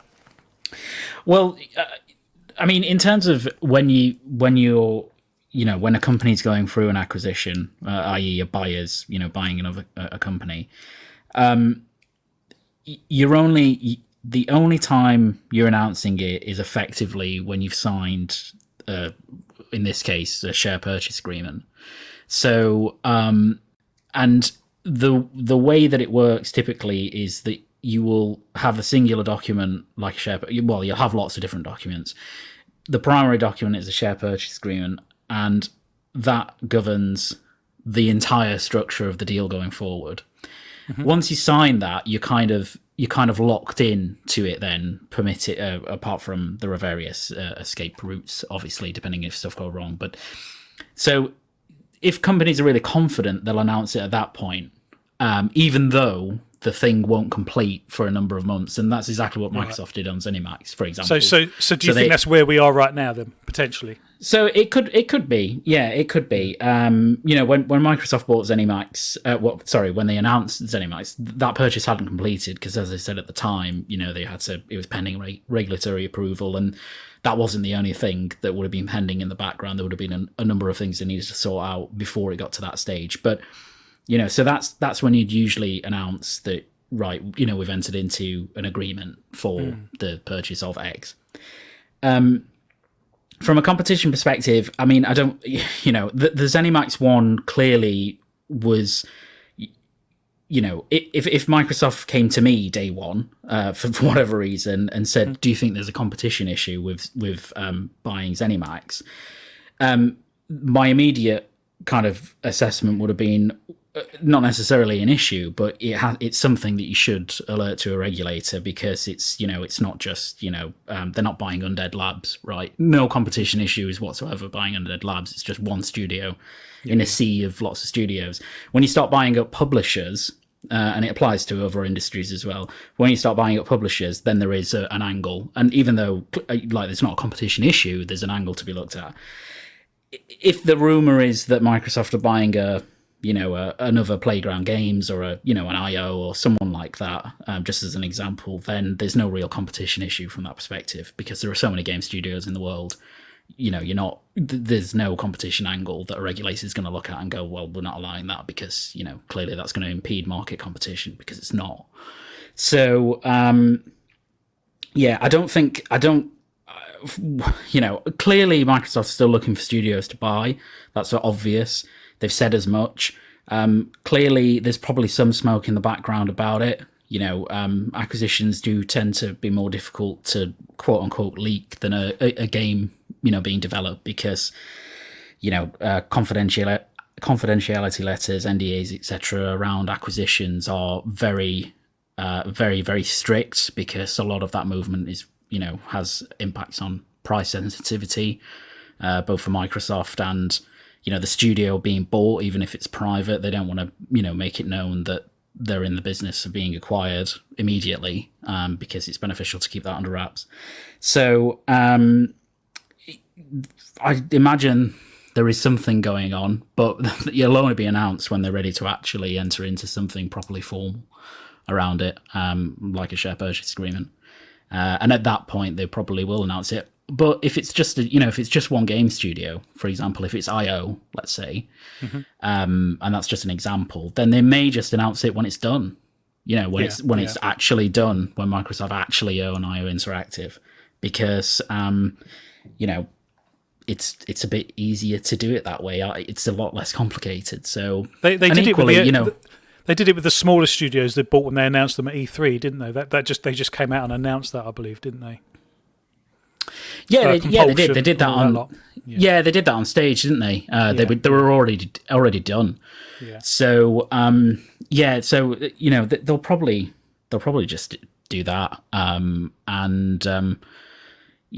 It's just one of those things. I imagine certainly something is probably happening, but and I also think that will just be random.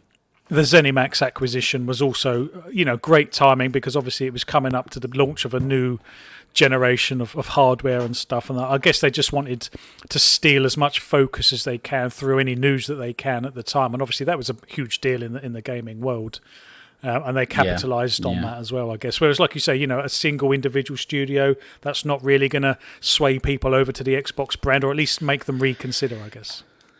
No, and I mean, I think an important thing to note as well is that having literally been involved with many acquisitions of different types of studios, including at one time one gaming studio, these when you're doing any merger and acquisition activity, there's always an internal timeline that you have about when you want certain milestones to be met. So when you want to, start signing documents, when you want to complete, all of that stuff. It is exceptionally rare that any of that goes to plan. Right. So there may have been something ready to be announced a month ago, and then something has come up that's derailed it entirely, not necessarily so it's the acquisition stopped, but just in so much that it's going to take another 8 weeks to sort that out.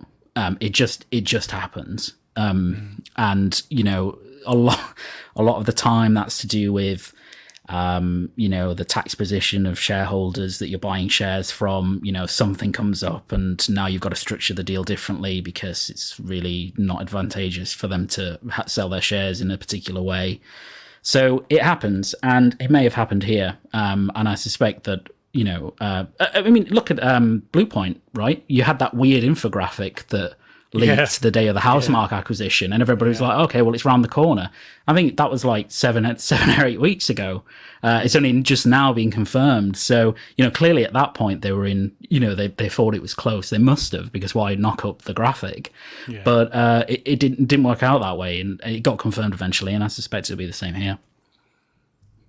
Yeah, no, that's a very interesting take, to be honest, and I do like delving into the more sort of legal, formal structure aspects of acquisitions and takeovers and stuff like that, because it is absolutely relevant, and it's good to see kind of best practices that happen out in the industry, and just how it kind of works in general, because obviously that's your bread and butter, and that's what you do, and it's good to hear about that. So that's pretty cool. Pucks, any comments that we need to comment on? What's your take on the acquisition rumours? Like Dutch says, it still seems like it's going ahead. Do they excite you in any way? Quickly asking about comments. I haven't got anything standout or in particular, but as you said, I've been watching chat. Seems like there's, I know there's some knowledge from some of our members in the chat about what's going on, and I think as Scott and Luke have said, and as we said on many previous shows about this stuff, there's no smoke about fire.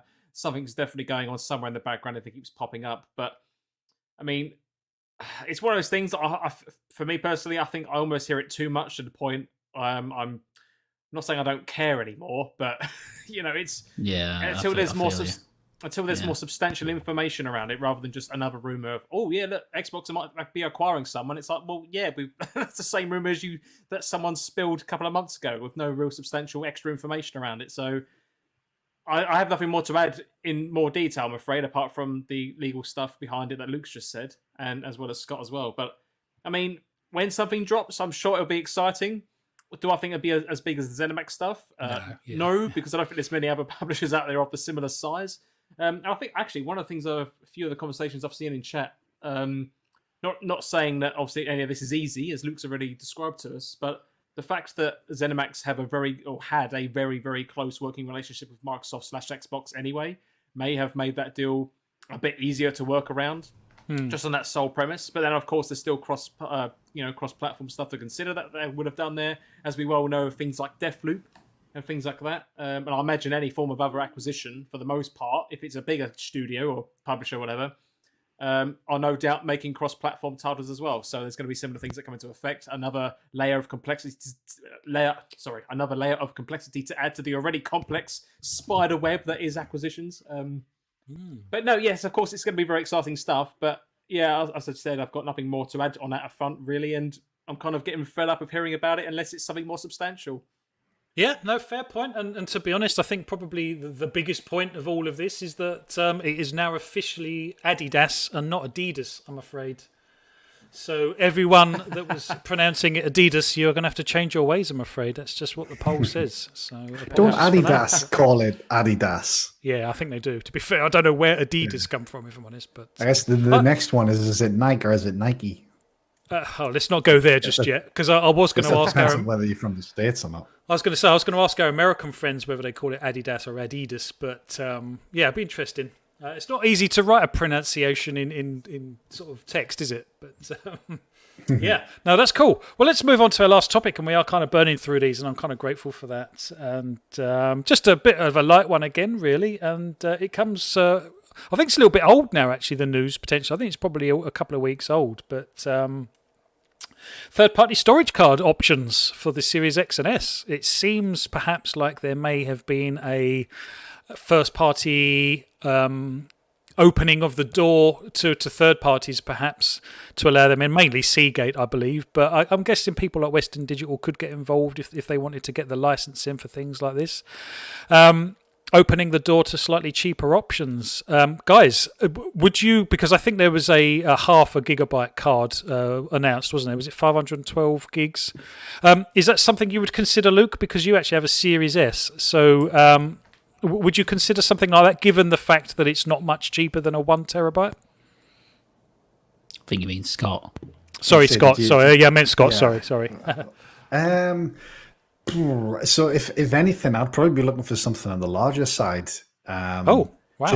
Just on the basis that kind of it's storage that I'm probably going to need, and I'm probably going to want to future-proof it. So the smaller hard drive doesn't really appeal too much at the moment, especially considering a 512 and the internal of the S wouldn't quite match the full internal of the X. I don't think.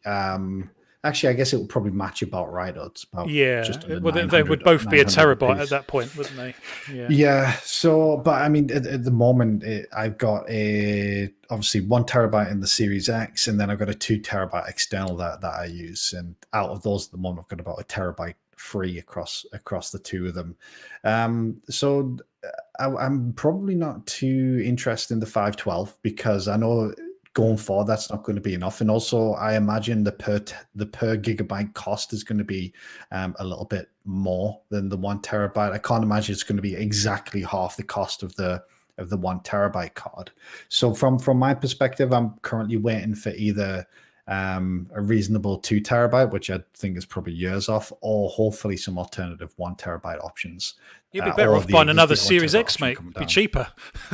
It would, but yeah, it's because it's one of those things where, you know, games are bloody massive. Like I had to make room, even on my Series S, I had to make room for Marvel's Avengers, and it's a little bit, you know, it's not great this early in the generation having to make room. I still think the Series S really could have benefited from having a 1 terabyte drive, but I understand the reasons that they didn't include it. But even on the Series X, it's been something since launch where like I'm actively having to consider where I install things, and I'm having to make the decisions to where I put things when I install something. So at the moment, I default install things to my external, and then if it's in the Series X game, it prompts you to say this needs to be installed on your internal drive, and I'll install to the internal drive.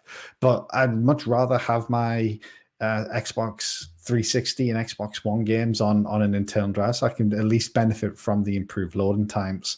But from that perspective, again, the 512 wouldn't be enough because to fit everything, I need at least the 1 terabyte. So, and I think the disappointing thing is the fact that it's still Seagate. I really, really want to see Microsoft open this up to other manufacturers, especially in light of the PlayStation offering, which is essentially just any NVMe PCIe 4 drive, more or less, will work now. And while the costs, I guess, are similar, maybe not similar for performance, but going forward, those prices are only going to keep coming down.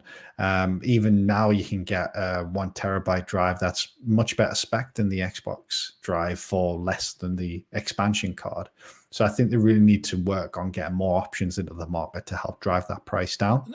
Well, you know what? This came up as a topic on Stubbs' show, probably a couple of weeks ago now. This is how old the news is compared to how topical we normally keep things. And he was saying, and I completely agree, that just to make it, I think it's only something stupid like £40 cheaper or something for half the size. Well, I think it's something like, perhaps Stubbs, if you can correct us in the chat, let us know the actual prices. I don't have them to hand, but I just found that crazy. I wouldn't expect half a terabyte stick to be half the price of a 1 terabyte. I know life doesn't work like that, of course, but to make it only a small percentage smaller just seems crazy to me, because they're taking away the choice, because you might as well just get the 1 terabyte. So I guess my question to you is, if the half a terabyte was substantially cheaper, would you then consider it?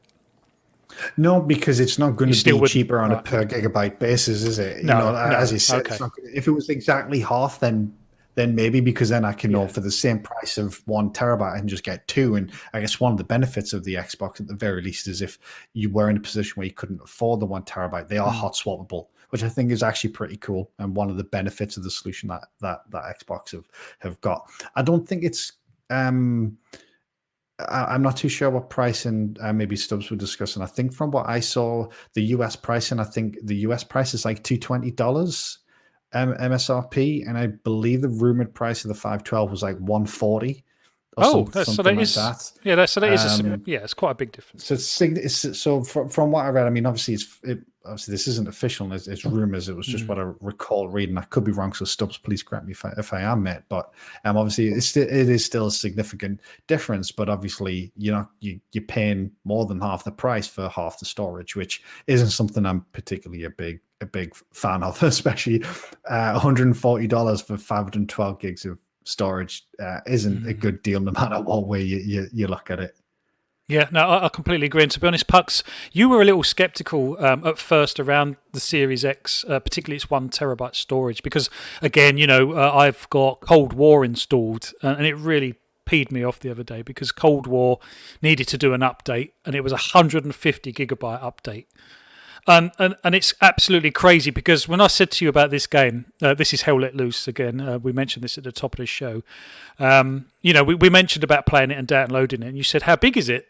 And when I looked up, it's literally 23 gigabytes. And these maps are huge, and there's quite a few maps as well. Now, I appreciate, there isn't Warzone, there isn't a single-player campaign and stuff, but it just goes to show you the kind of bloatware that games like Call of Duty have ended up becoming, and obviously using up ridiculous amounts of storage and stuff. And I know, like I say, before you sort of jumped in to the next generation with both feet, it was a question you're asking. So how are you finding the Series X and its storage solutions? Do you find that you have to keep uninstalling games, or are you quite happy with, the average size of games that you can install?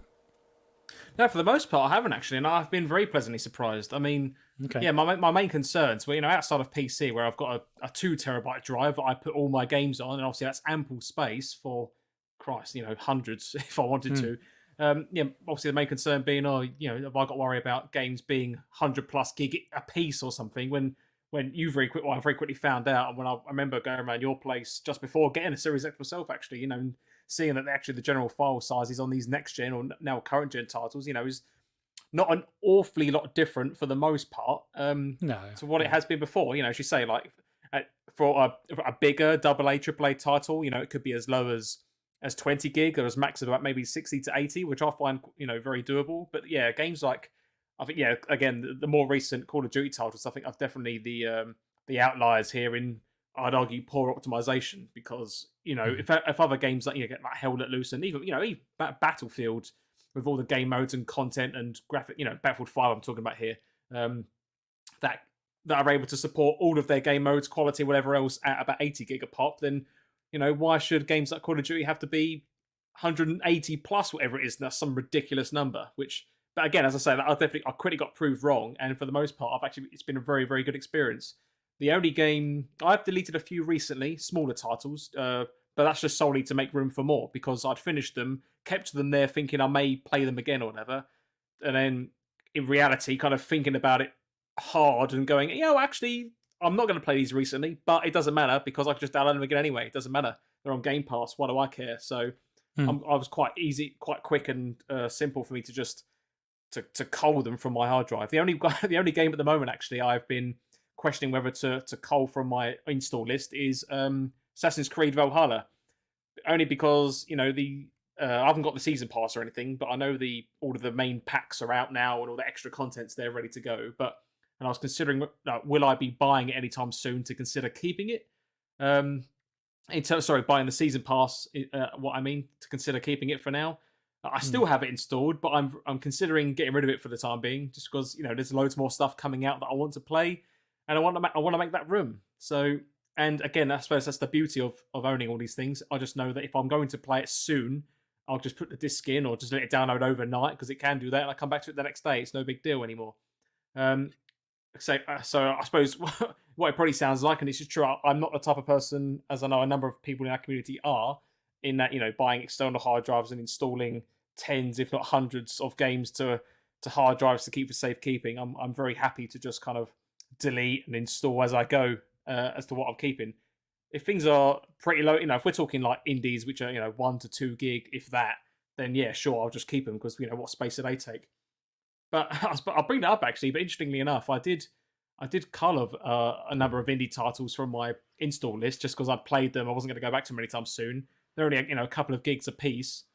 I think, but by the time I was done with it, I think I'd cleared about 150 gigs worth of space. So it's quite surprising actually when you keep a number of smaller titles actually in the from a top level. It's actually a lot of space, but in a good way. That's a lot of content I've consumed for minimal space taken, if that makes sense. So no, I've had a very good experience. To answer your original question. Yeah, no, that's good. And like you say, like I say, sensible games, ones that aren't bloatware. It's like I say, a game like this, it's quite surprising how small some of the install sizes actually are.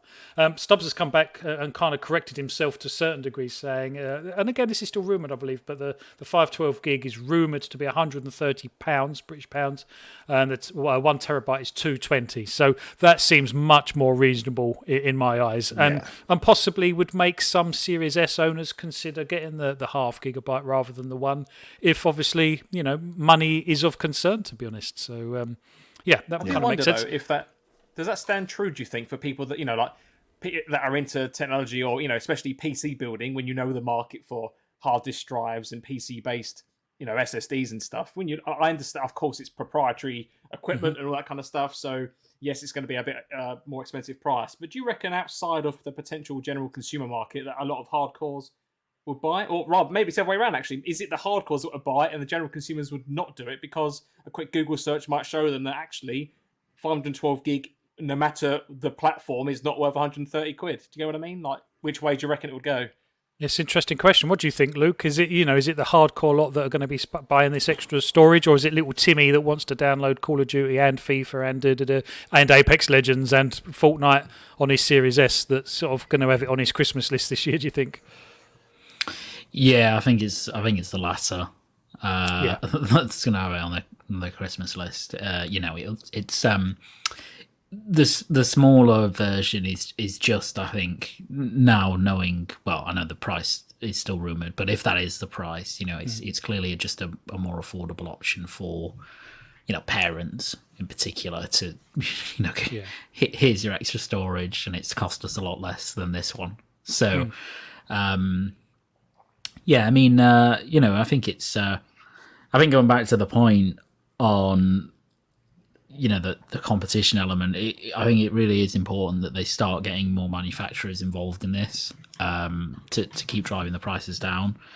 For me, it doesn't make any difference whatsoever whether it's a PlayStation 5 or an Xbox. I don't use additional storage at all. Well, I was going to ask you that because you game across all three platforms as I do. So has the storage on any of them ever been a problem?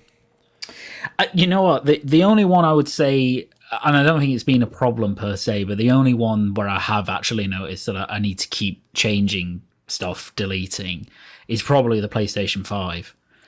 Because that starts from a base of lower storage anyway, because the internal storage is not 1 terabyte. I can't remember. Is it 7.5 something? It's a strange number, isn't it? 812. Yeah, it's 825. It's 825, isn't it? But actually, because of the formatting, you get you get like 680 or something like that to play with. It's not actually that much, but.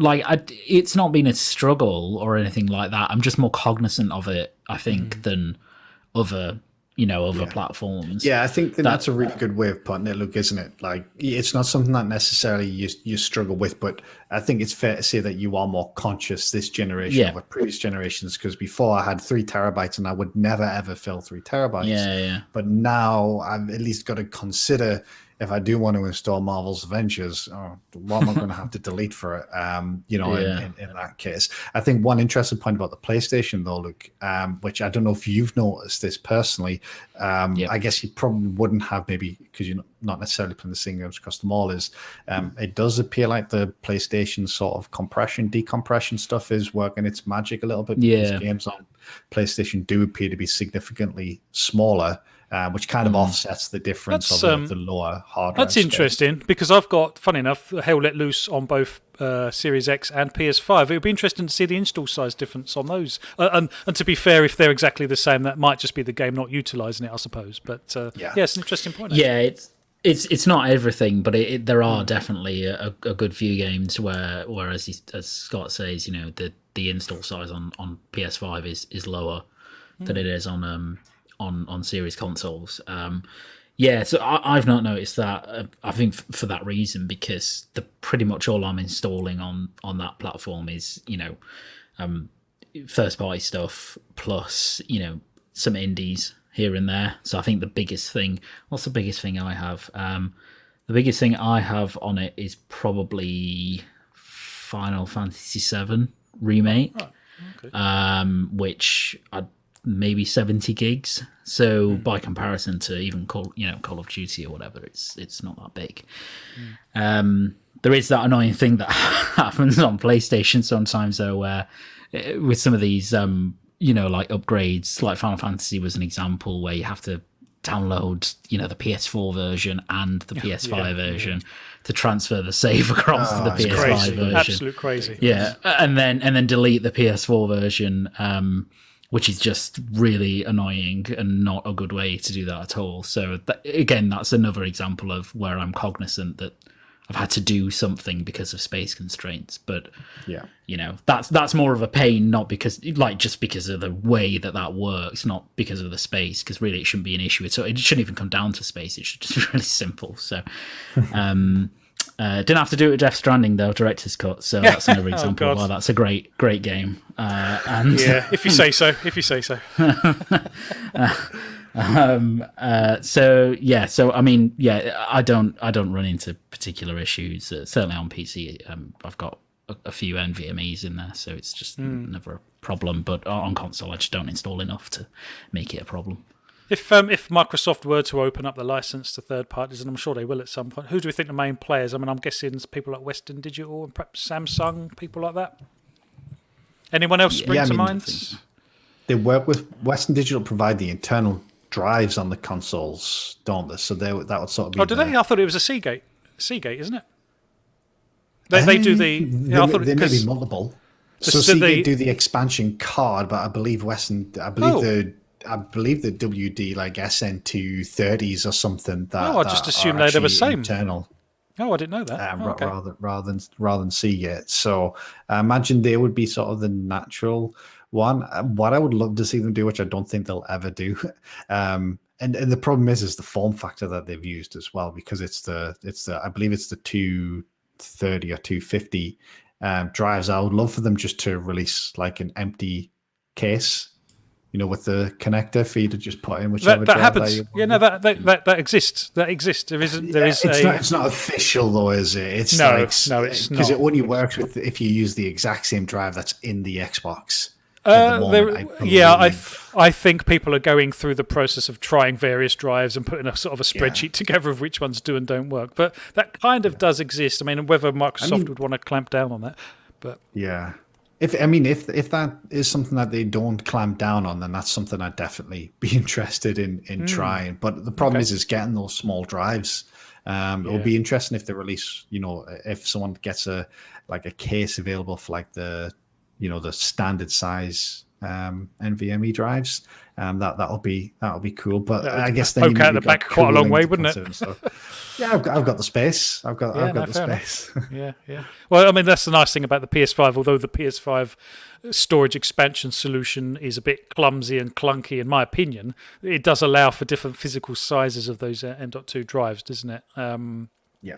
And Digital Foundry have been doing some interesting stuff. They've been putting stuff in there that's not doesn't meet the recommended minimum specifications, and it still runs. It is literally just slower and stuff. And I don't think it's had any in-game detrimental effect. Even things like Ratchet and Clank, where they said that the SSD was absolutely paramount for this game, that I think has been slightly debunked since, in lots of ways. There's a fantastic video, I can't remember, it's called Coding Secrets, and he's actually a coder who used to code for people like Sega, and he's made lots of games, and he was saying, well, actually, that's not true. You could actually have done this on a PS3, even Ratchet and Clank with the portals and stuff. They are using the SSD, and they're using it to great extent, but they didn't necessarily have to on that. And if anyone wants to, I'll try and dig out that video. It's a very interesting watch, but a very interesting topic, to be honest. And like I say, storage expansion has never, I'm like you, Luke, it's not really been much of an issue for me. And the other thing that we haven't really taken into account is your broadband speed.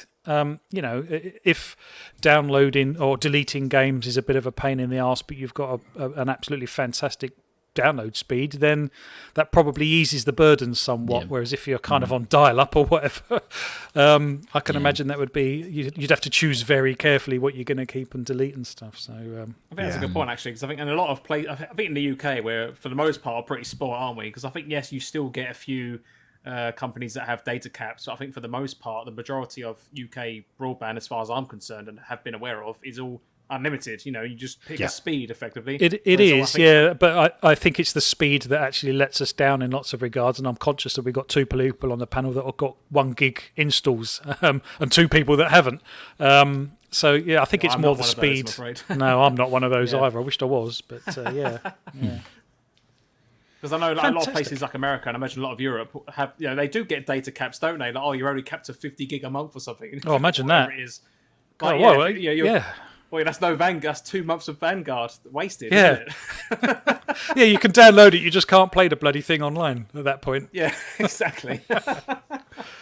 So, no, fantastic. Well, thank you very much. We're going to draw the show to a close there if we can. And we've burnt through 5 topics, which is quite the feat for us, because we do like to take our time on these topics and not rush through it. And we tend to do 3, probably 4 at the absolute max, and we do like to try and include some chat as well. Chat, thank you very much for being here, everyone. We do genuinely consider you the 5th member of the GPG crew. You bring so much knowledge to our show and lots of argy-bargy, let's call it, to and fro in with people's opinions and stuff, and that's absolutely fine.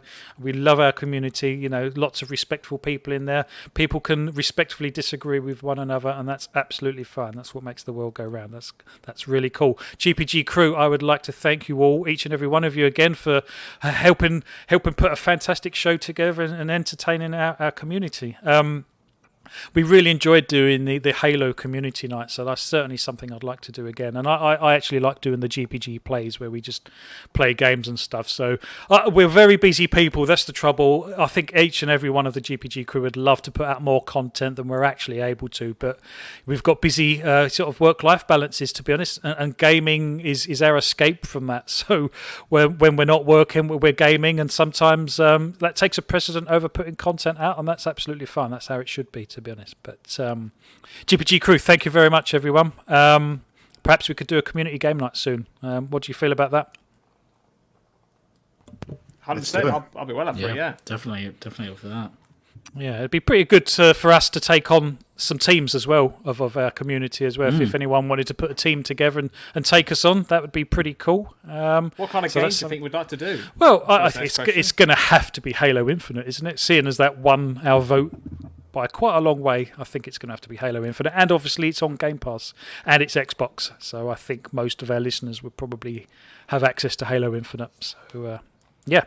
Fantastic. Yeah, no, absolutely. Thank you very much, everyone. It's always a pleasure doing these shows. Thank you for your support. Please do hit that like, share, and subscribe button if you can. And until the next show, we will see you on the next one. Thanks for watching.